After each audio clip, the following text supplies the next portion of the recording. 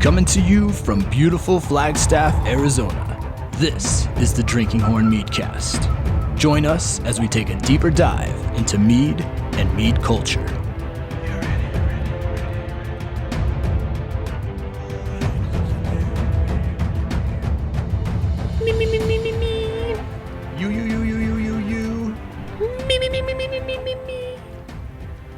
Them. There you go. I have notes. I have notes. I have notes. He's got notes. I have notes. He's got notes. I have notes. He's got notes. Oh, boy. Welcome, everybody, to another episode of the Drinking Horn Meadcast. Meadcast. You have wandered yourself over here to episode, I think, number 27. And that means... Nick makes up a new number every time. Welcome to episode number 17.3. Nailed it. All right. Well, if you want to nail it, then hit that subscribe button and make sure you tell all your friends, all of them, even if they're like, I hate podcasts. Be like, well, I'm still going to tell you about the Drinking Horn Meadcast. Yeah, force them. Meadcast. Yeah. Forcing people to listen always works. Totally. I mean, if it worked for Clockwork Orange, it'll work for our Meadcast. You just tie them down and, like, instead of keeping their eyes open, you keep their ears open. You don't even have to work so hard to keep somebody's ear holes open. No, you just put headphones on them. No tape needed. No.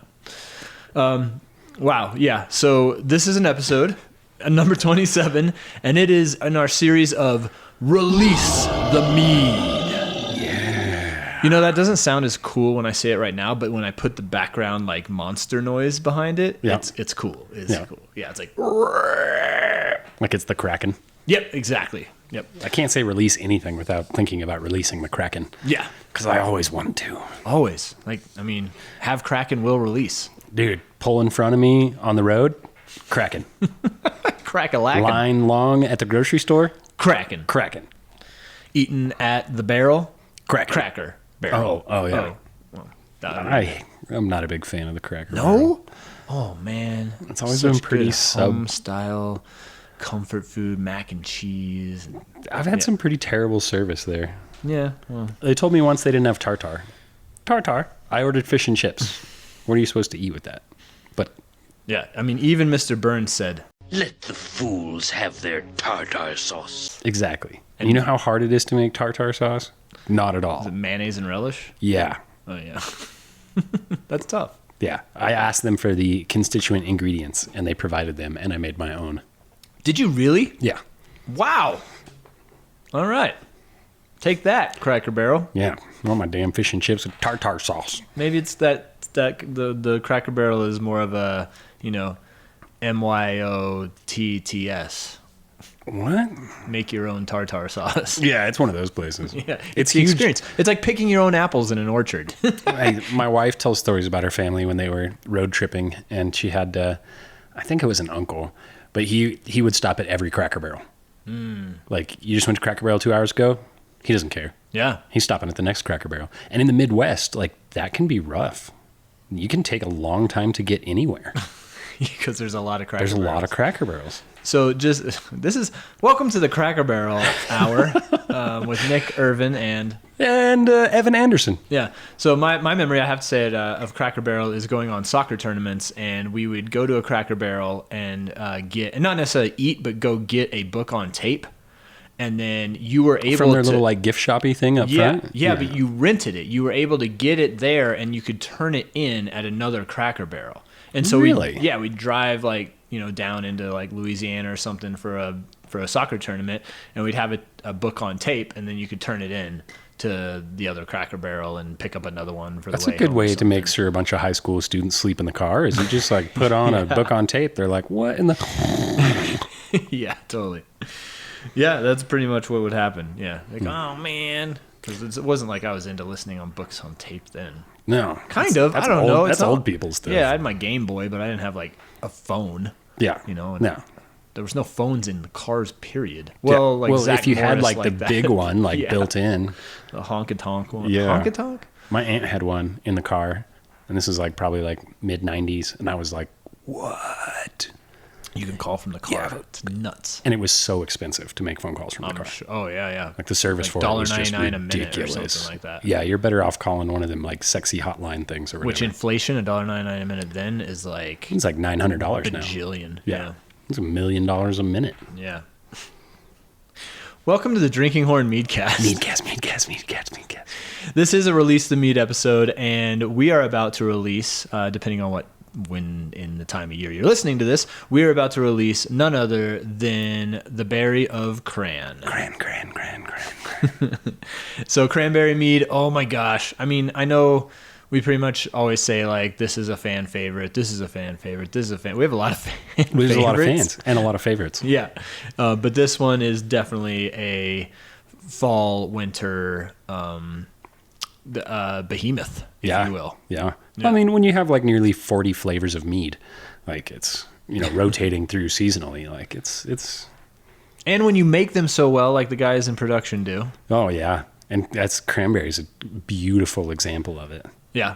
Mm-hmm. Yeah. So let's just, dive right in since we're just like cruising right into already. it. I mean, what are we at? We're at, 8 minutes in. Oh, I'm sorry, listeners. So Cranberry, it's a mead that was here before I got here. So, and I do know the story, but like the people out there might not know the story. So Evan, it's the old school. Not one of the first batches I ever made, and not like one of the original things that I made like before starting the company. But it's been around pretty much since the first year, I believe. Nice. And it was actually my beautiful wife Kelly's idea to come up with it. Because she really wanted something to go with like Thanksgiving and fall and all that other sort of whatnot. I mean, it's an iconic season for drinks, right? Yeah. Even more so now. This was like, I don't know if this was pre-pumpkin spice. No, it wasn't. It wasn't pre-pumpkin spice, because that was actually part of how we came up with Cranberry, is because lots of people were like, oh, you should make pumpkin spice.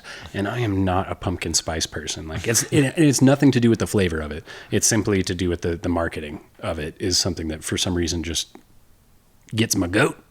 It drives me nuts. Yeah. You're not alone. I know. But a lot of people are cringing out there hearing me talk trash about pumpkin spice. So for all of you out there, well, there might be a mead for you in the future too. Oh, listen to that. Yeah, you're getting the first sneak peek of it here. I'm giving in. When a marketing strategy works, you can't just ignore it as a small business. Slowly chipping away. Yeah, wearing me down. Yeah. So instead of pumpkin spice, you were like, Kelly was like, hey, you know what would be amazingly delicious to go with holiday feasts? And I was like, what? She's like, you cleaning the dishes. I was like, dang, that's not going to happen. So so I'm going to make cranberry mead. Yeah, I got some stuff to do. That's cool. So Cranberry Mead was born very early on, 2017, let's say. Yeah, in 2017. And it's another one of those meads that has that tart, sweet combination to it that just makes it so drinkable. Yeah. There is something about the, here's Nick on repeat, something about the tart meads that are just, they get me. That's a callback. I mean, for both of us. We both love our... Yeah, that's right. We both love our tart meads. Yeah. Lemon ginger, passion fruit, cranberry. Even the unicorn blood. A little bit with that, with that raspberry, or with the lemon. The lemon came through strong in the end. It aged strong. The lemon is strong in this one. It was. Yeah. Cool. So Cranberry is an October release, at least this year. I'm sure. Has it always been a fall, October release? Or sometimes? Ever since we got enough distributors to... I mean, we always like it to be October, at least at this stage in things, because, it takes us a month to get through all of our retailers and make deliveries to everybody.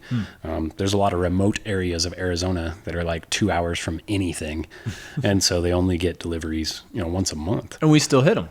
Yeah, absolutely. Because there's people in even smaller cities that keep reaching out to us being like, hey, when are you going to start selling mead and, whatever, Seligman? And I'm like, oh, that's really far out there, man. I'm like, I'm working on it. Can we meet you halfway? Right? Yeah.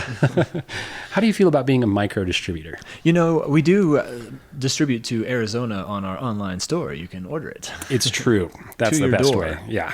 If you're in a town we don't distribute to, do that, or bug us about it, and I'll eventually cave. It's just it's what I do. Or third option, come up to the Mead Hall and spend spend a weekend up in Flagstaff. It's the best option for your pocketbook, as And well your as soul. your soul. Yeah. So you don't have to be paying UPS ridiculous amounts. Come to the Mead Hall. Yeah, just come drink mead with us. It's a good time. Yeah, let's get drunk. Okay, speaking of getting drunk, you're taking a sip of the. Oh my gosh! So I was so happy to see you bring over a bottle of the 2021 Reserve Cranberry.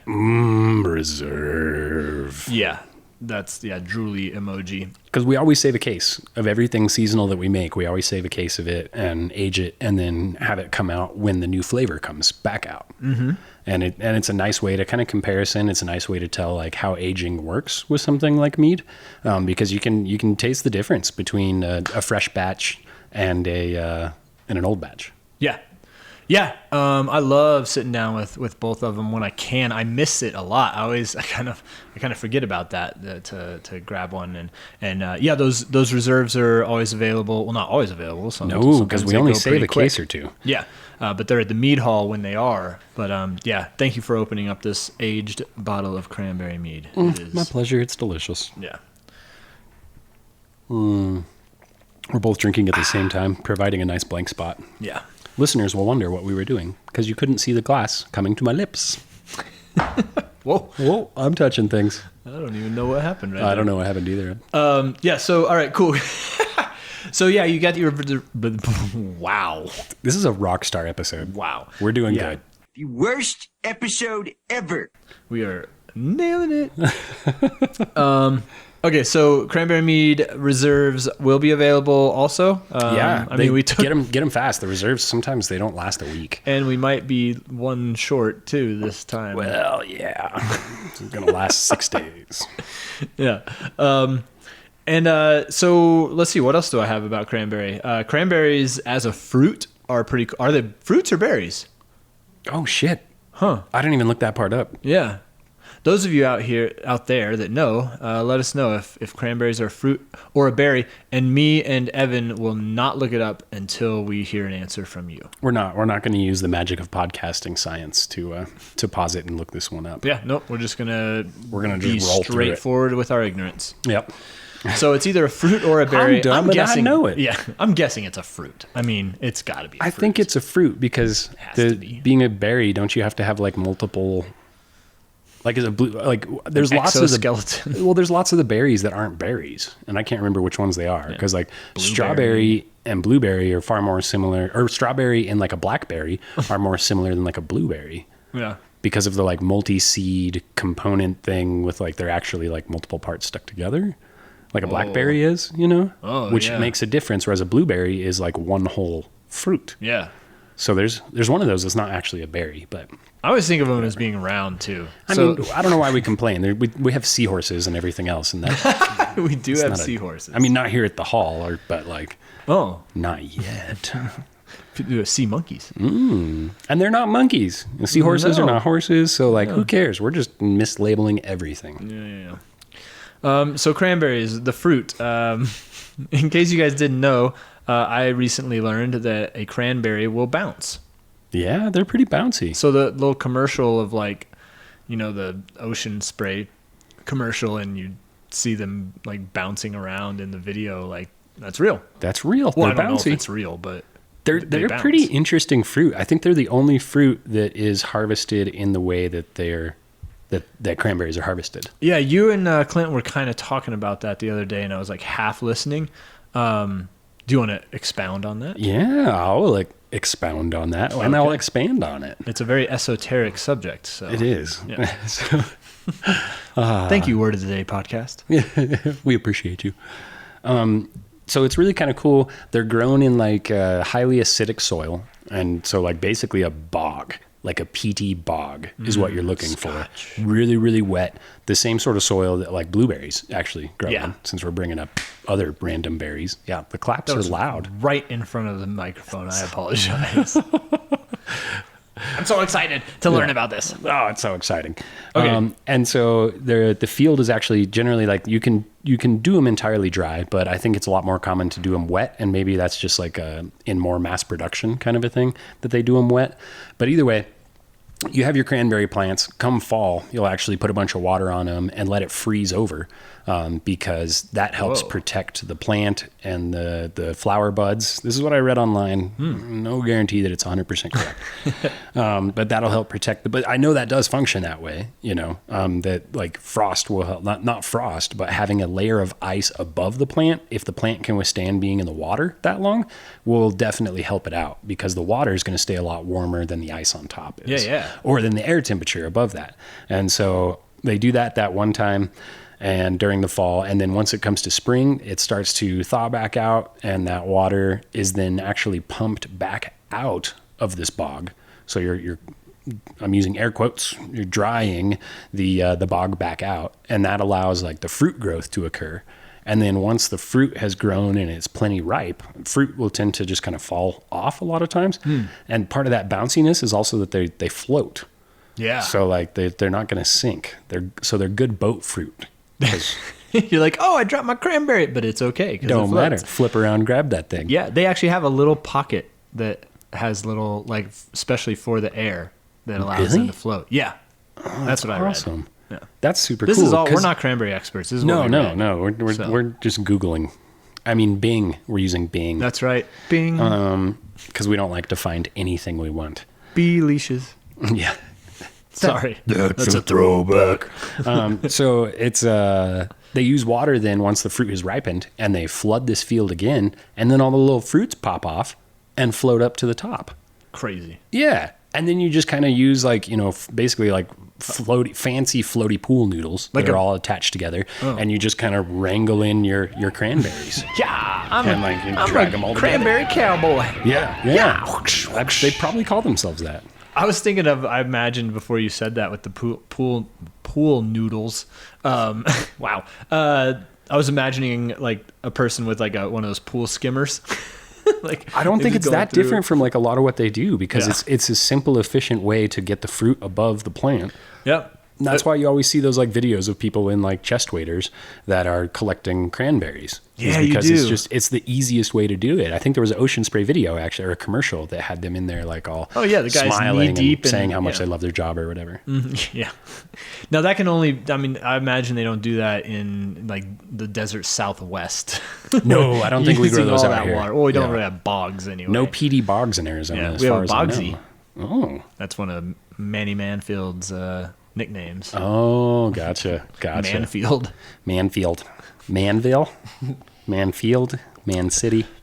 So they bounce, they float. Mantown. They almost sound like a tigger. Yeah. They bounce, they float. What Clint and I were talking about the other day, because I was like, oh, this like just blows my mind how these are harvested, because it's utilizing a natural property of the fruit to help assist us. And it makes me wonder like where naturally cranberries grew. And we'll switch those other words around, where cranberries grew naturally, if like that was something that just sort of naturally happened and they were not using it as if it's sentient, but in the sense of like that flooding would help in seed dispersal. Yeah. So you get more stuff out to further places. And so while I was contemplating that, Clint goes, think about all the spiders that would come up when you flood that field. And I was like, oh, that is...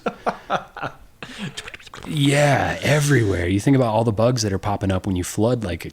20 acres worth of... Yeah, I'm out of here. Yeah, well, they don't want to drown. No, so they go up your pant leg. Oh, they're all over you. Yeah.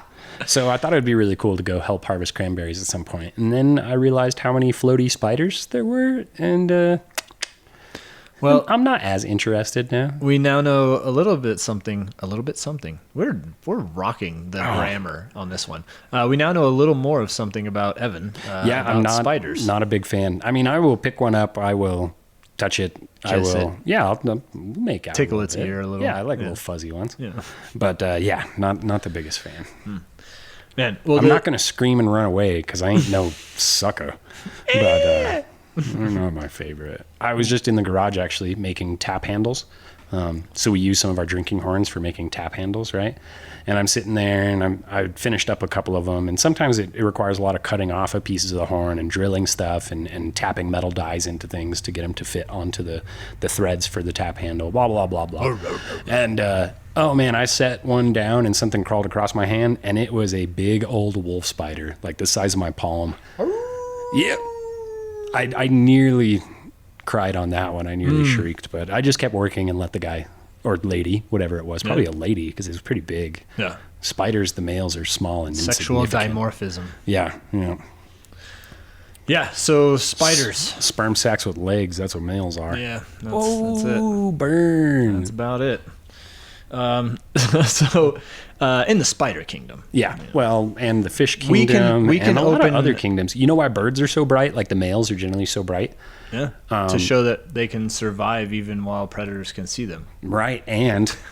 Well, yeah, like sorry. they can... Wait, why, Evan? No, that is part of it. That's a good chunk of it, but it also, like, the other side of that same coin is just that, like, we're expendable. Because you're easily noticed by predators, and so you're likely to get whacked.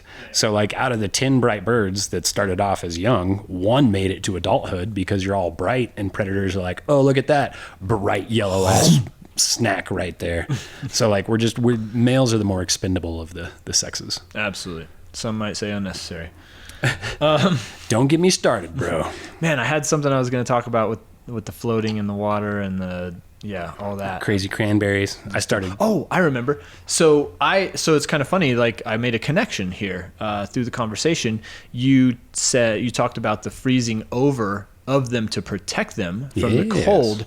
And normally plants don't have to have that, but I had read that it takes 16 months to produce cranberries. And so that means you have to go through the winter because that's over 12 months, right? Yeah, 16 months. So you have to have a way of surviving the winter. That totally made sense because the thing that I was reading was saying that like, oh yeah, it helps protect the flower buds. I'm like, late fall flower buds? Yeah. So 16 months I read. So where are cranberries native to? that they have a 16-month cycle? They are native to the eastern United States. It's actually one Really? of the only berries that are native to the U.S., to North America. Yeah. Blackberries are native here, aren't they? I feel like they might be. Yeah. Or I said one of the only. okay, I'm just curious. Now I'm curious. Yeah, no, I am too. I didn't look up a list, but yeah, they're native to that area, to the I don't know, like east of the Mississippi. I don't know like where the line is, but like yeah, they're native to the United States. GPS points if you can shoot me. All right, range. latitude 111.296. You're just making it up now. Now you're just making it up. I am because it's not latitude 111. That would be ridiculous. Yeah, latitude is fatitude. One. Yeah, so longitude 111. Latitude would be somewhere between... Don't even know, man. Yeah, 28 and 48. Okay.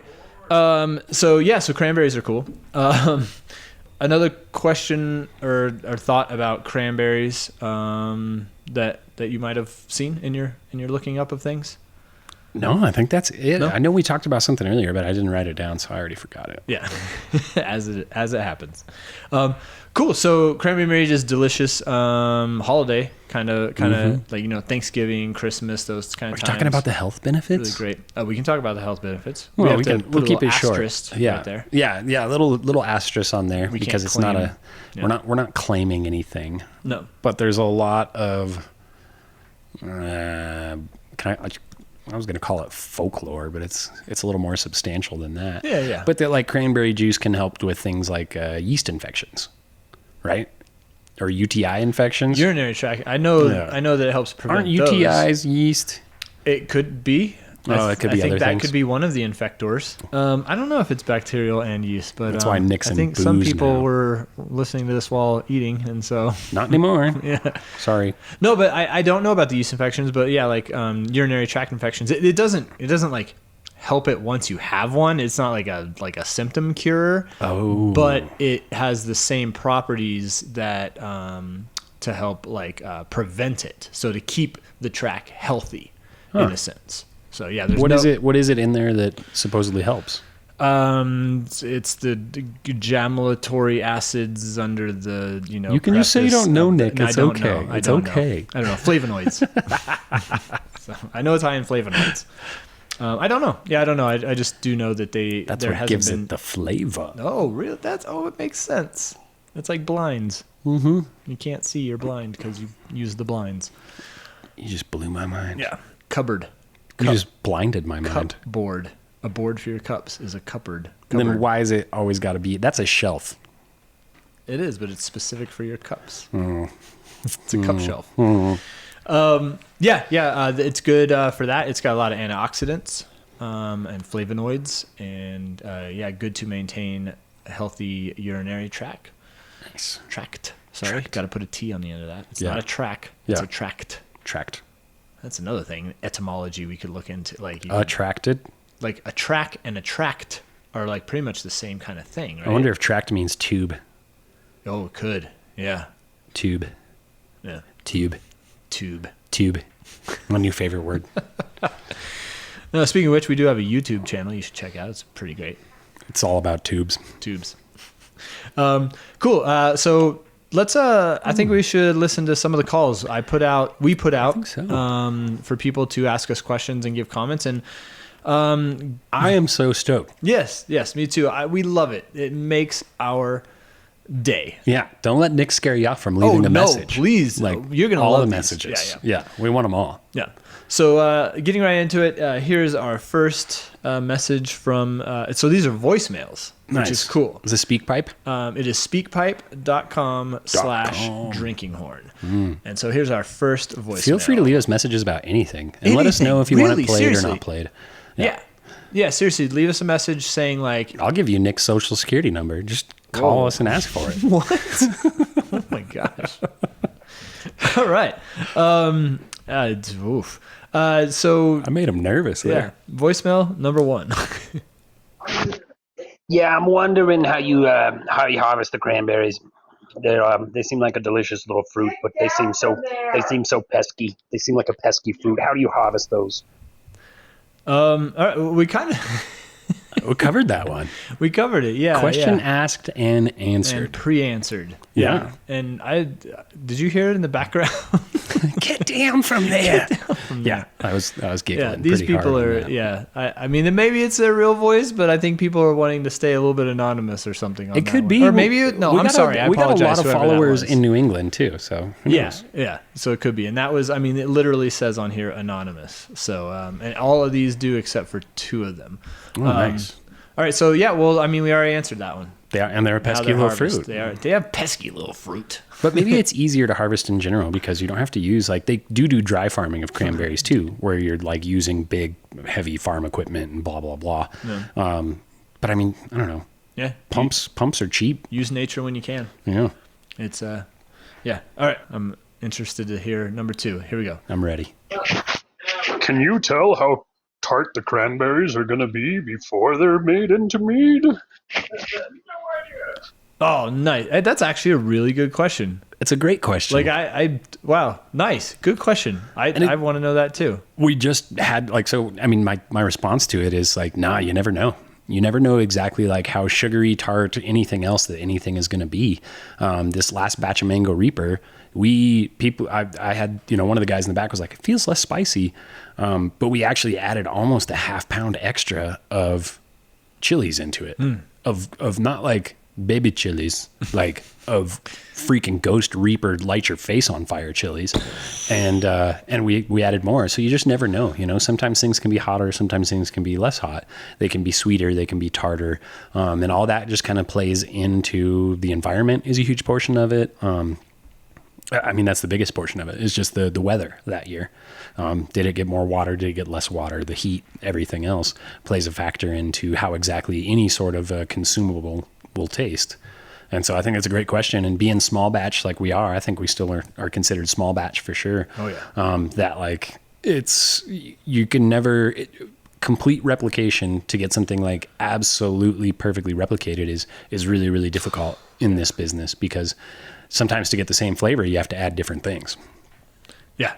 Yeah. It's an agricultural product and you just, exactly. You can't get exact on that unless you're like, you have a blending program or something. I guess. And yeah, and that's the thing with small batch, right? Because once you get too big, then it doesn't matter how much of the stuff you have in there, it's going to homogenize. Yeah. And like, it's, then it No, is I what mean, it is. and we go for it, like with that Mango Reaper, we like added a little bit more and we tweak things to try to get it.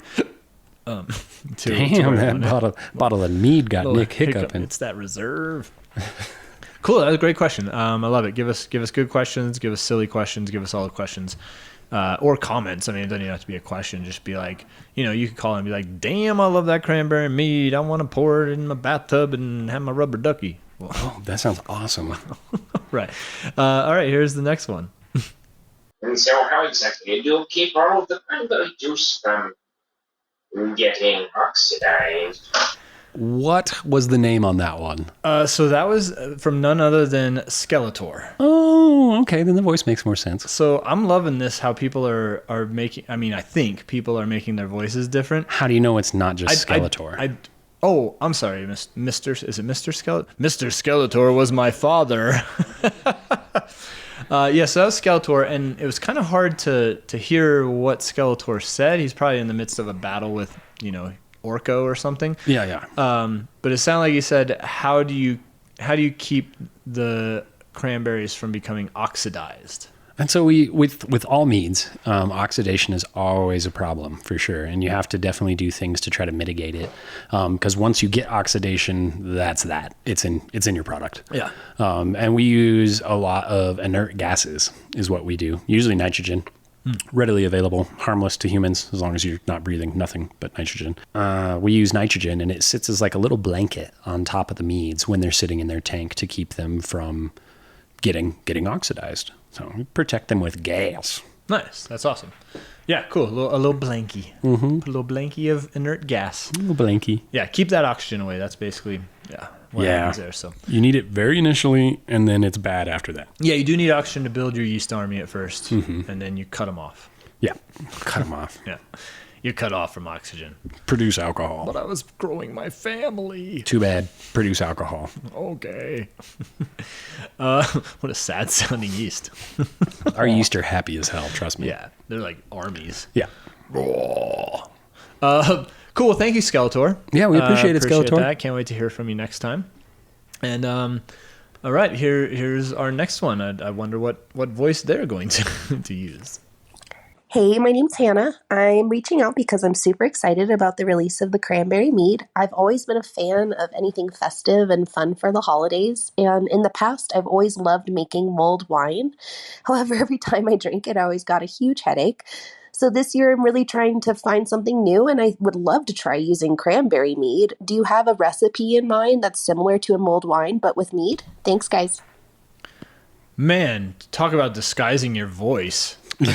Oh wait, no, that one felt genuine. Yeah. But it's a good question, and my wife loves her hot meads. Loves them. Yeah. And so she will mull cranberry mead. And usually what she ends up doing is just grabbing like the generic mulling spices from your grocery store. Pretty much all grocery stores carry them starting in November. And you can grab the mulling spices, look for them on an end cap or near where the turkeys is at. You like that? Yeah. Where the turkeys is at. Yeah. Where my turkeys at? Exactly. And you can usually find them there. And like generally, like we'll just throw some mead in a crock pot, put it on low because you do not want to overheat it because then all your alcohol disappears. Oh. And go ahead and just throw your mulling spices on in and use either like, you can sift your mulling spices back out if you want. Using like one of those, like we use like tea strainers and stuff like that to sift the spices back out. Oh. Because if you leave it in for like a whole evening, like the first cup ain't going to be that mold. And the last cup is going to be like, oh my goodness, I don't taste anything but nutmeg, cinnamon. And you can make your own mulling spices. Like, it's a pretty basic combo of spices. Yeah. Oh my God, I just licked Rudolph. Yeah. Hopefully the right part. Yeah. You should see Nick's face. It's hilarious. Wow. So just heat it up in a crock pot, warm it up, add your mulling spices, try to get it out if you can, or just drink it real fast. Yeah. And so mulling spices, if people don't know, I mean, you can get just like a packet or a little bottle like pre-made. That's the easy way. The actual spices that are thought to be best with, or warming spices, mulling spices are... Mull me away. All right, well, here you go. Cinnamon, cloves, cardamom, star anise, peppercorns, and allspice. No nutmeg? I'm very surprised at that. It's not on my list here from thekitchen.com. Kitchen.com be lying. People can do orange peel, it looks like. So those are just some I do of think them. there should be some citrus peel in there. Yeah, preferably dried orange peel is on there. I still do not see in any of these nutmeg. Weird. Yeah. Maybe the cardamom is I'm enough not saying that it's not. Right. But Well, another question to ask. And the other end of that was she was saying like mulled wine would make her feel really bad. Yeah. And there's like two components to that. Sulfites, I guess, is the overarching component, most likely. Yeah, because she said wine, right? And wines are big users of sulfites to stop fermentation. Did you know that as far as FDA is considered, they're unsure of whether sulfite is an allergy or actually toxic to you? Oh, okay. I feel like I might have said that before on one of our previous podcasts, but I was just taking a class and that was part of it. And I was extremely interested by the fact that we don't know. Unclassified. Just keep putting it in wine. Maybe it's both. Yeah. So I think that might have it. Or it could just be, Hannah, that you made too tasty of a mulled wine, and too much of anything is not great for you. Yeah. So even with mead, you can do it. It just takes a lot of mead to. It's harder to do. It is. Yeah. So we don't use sulfites in our mead. So I think kind of what she was alluding to is she wants to try to use the mead instead of wine to keep those sulfites and therefore a headache away. Yeah. I like it. Yeah.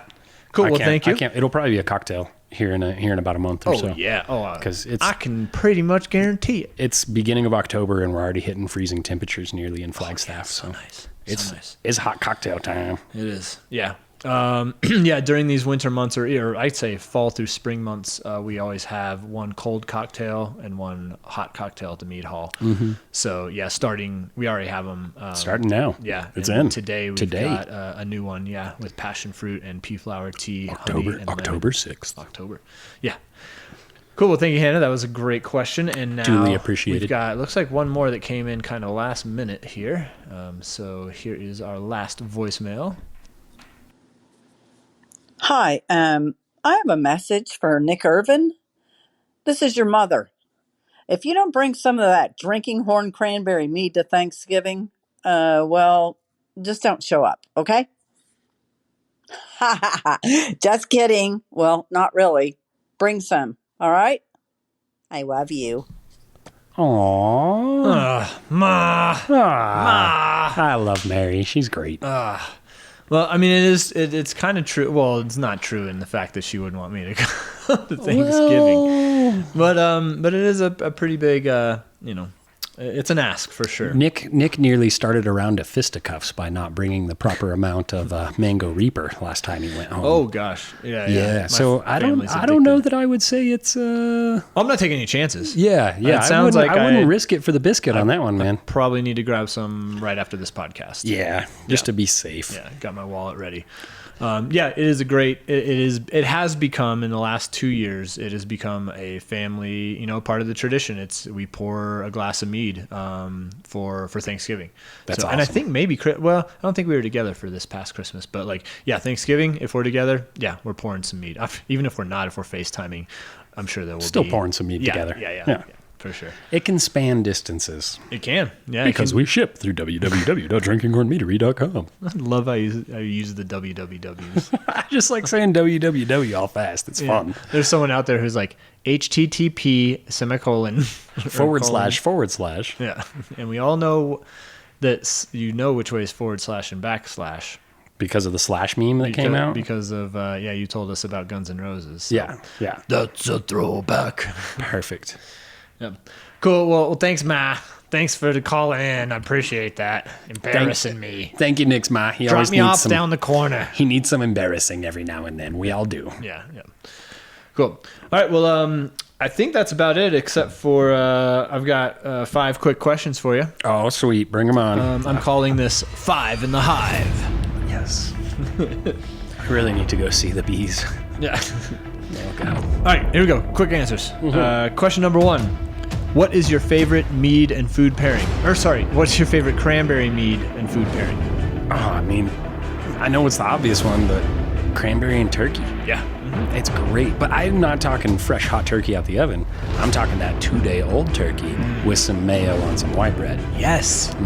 Heck yeah. I like leftover turkey better than not leftover. Original turkey. Right under. Yeah, right under turkey.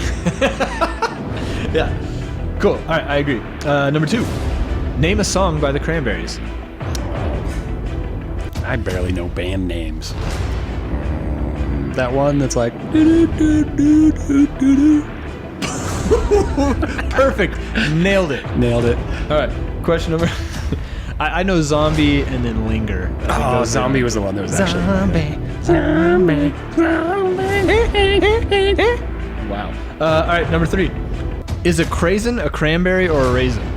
I think it's a dried up cranberry. Ding, ding, ding, ding, ding. Yes. That's right.